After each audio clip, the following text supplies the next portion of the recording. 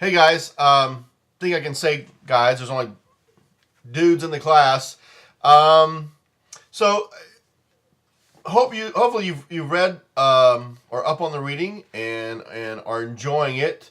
Um, I've really in the last 4 or 5 years really gotten into books that I think aid my thought processes as much as anything.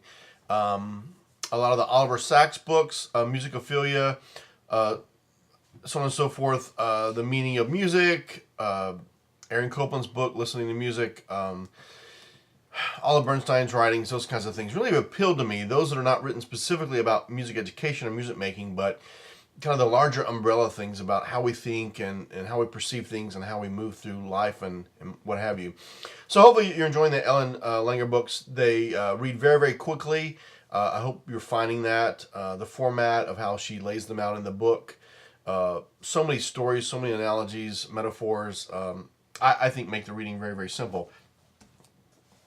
So just a couple of things from me about what I'm getting out of it.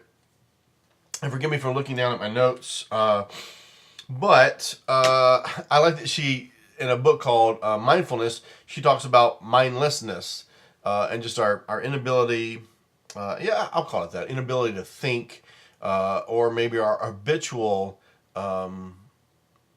way of going through life that we don't think through things, and for sometimes very, very logical and explainable reasons. She talks a lot about the unconscious, thinking about things in context, and then if we think them in context truly, they will have different meanings and different impacts on us and how we look at things, our ability to contemplate through things, so on and so forth. Really like when she talks in the first, and I'm basically talking about the first 4 chapters, because chapter 5 she dives right into the concept of mindfulness. So just the other things that she's talking about in the intro through chapter 4 that I find very, very interesting. She talks about process oriented people and then product oriented people, and kind of being a band guy background, which some of you guys are, and even large ensemble. We suffer a lot from that. I think those of us that are process oriented and those that are product oriented, and I think the very nature of competition does a lot to make us very, very product oriented. Um, Even in my own research and looking at research of other people that look into expertise and expertise in teaching and what behaviors are displayed by experts, we look for choir, orchestra, band experts based on a lot of things, including ratings and how well they do at contest and how well they do at festival and all of that. And that's very in product based. The value of this person as a teacher being based on something that they produce as opposed to the product. When I taught in Texas, I had 2 feeder programs that fed my high school. And one had made straight ones at festival for a very, very long time. And the other school made twos most of the time, and was seen in the city. We were one high school town. Was seen in the city as the inferior band program. As you probably know, in Texas, ratings at contests carry a lot of weight, fortunately and unfortunately. And the other school, making all straight ones, was seen as the superior group. And without throwing anybody on the bus, although I think that's what I'm doing here, after watching the band that made straight ones all the time, it became very, very apparent why. The band knew 6 tunes: Louie Louie, School Song, Fight Song. The drum line knew a bunch of drum beats, and I say drum line, they kids playing drums in the stands at basketball games, and their 3 contest tunes. The sight read well enough to make straight ones because of the way the band director taught, and the way that the sight reading contest is set up in Texas. The sight reading contest in Texas very, very much rewards the band director way more than the student. And so I found that those students would come to the high school and quickly not enjoy it, quickly not assimilate. We had our biggest dropout rate of those kids. However, the students from the other school, which had larger numbers and kids seemed happier and more fulfilled seemed to fit right into the high school thing. Marching band? Okay, cool, we'll try it. Can I try out for jazz band? Can I do this? Can I do this? And so the end product of making the straight ones produced one type of student, and the really open music experience atmosphere produced another. I think even as we go through our lives as teachers, public music educators, college professors, if we just looked at the product, we get ourselves into some, I think, what I would call problems. In my profession, the profession that some of you guys are certainly headed toward in your PhD, the only way we can get tenure, or I can say the only, but the way we tend to get tenure in this profession is through publication and scholarly research and publication action, things we do at conventions and that kind of thing. And a lot of professors focus on those things. But the learning of what they do to create these articles, to create these papers, to create these presentations, inform the outcome of being very, very well published.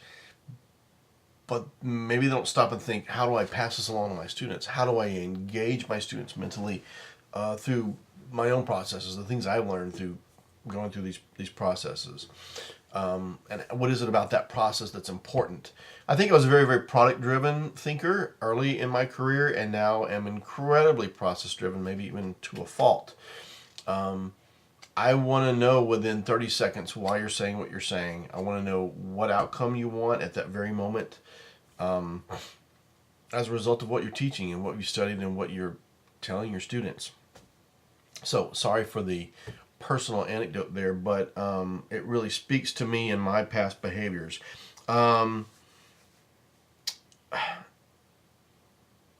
We are encouraged a lot as young people, young teachers, to jump to action very, very quickly. And I think that also produces this thought process as a teacher, as an educator.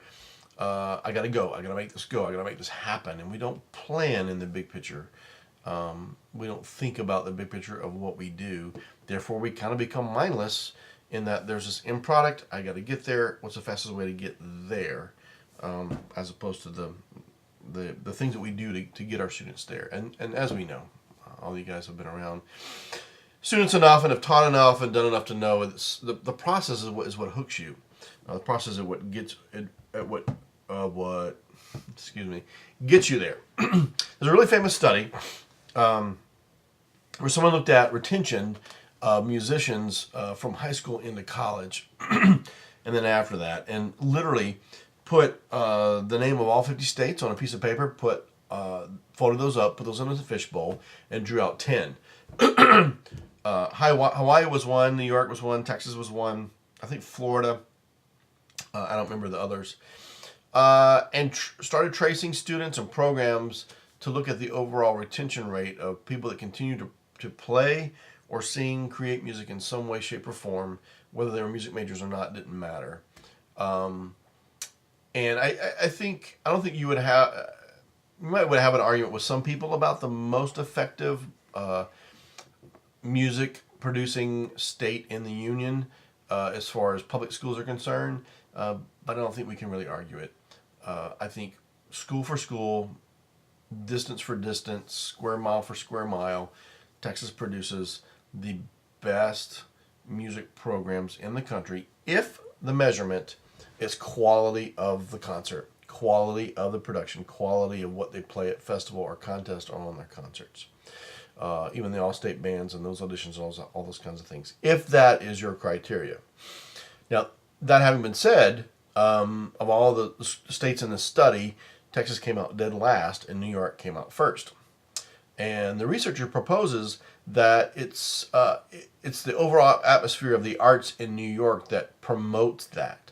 Whether Little Johnny has a perfect embouchure or not, or Susie sings with an operatic potential for operatic tone or not, didn't matter. It was about the music making and the process and the lived musical experience of the students, so that when they graduated from high school in band, choir, orchestra, guitar class, general music, whatever, they didn't have enough. They were hungry for more.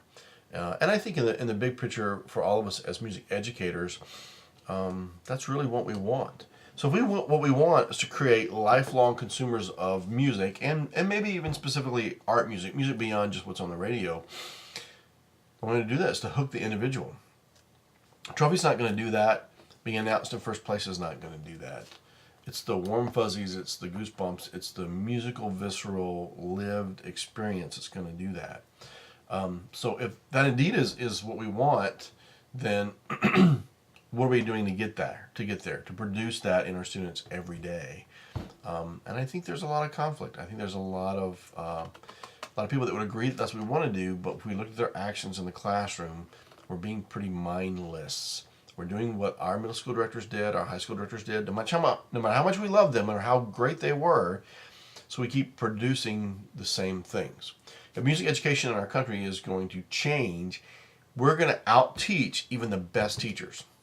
If you're going to be an orchestra director and you love your middle school and your high school directors and they were wonderful and created great products, in order for it to get better, you're going to go out and need to create better orchestras, better programs, reach more kids, and convince more adults to keep putting money into those programs. And we can't do that in a mindless way at all. So anyhow, there's some of my thoughts about some things that are in chapters, from the introduction to chapter 4 that make me think about my own experiences and about how I think about things and how I address things. And so I want to share that with you. Hopefully this venue is a little bit more interesting than just reading.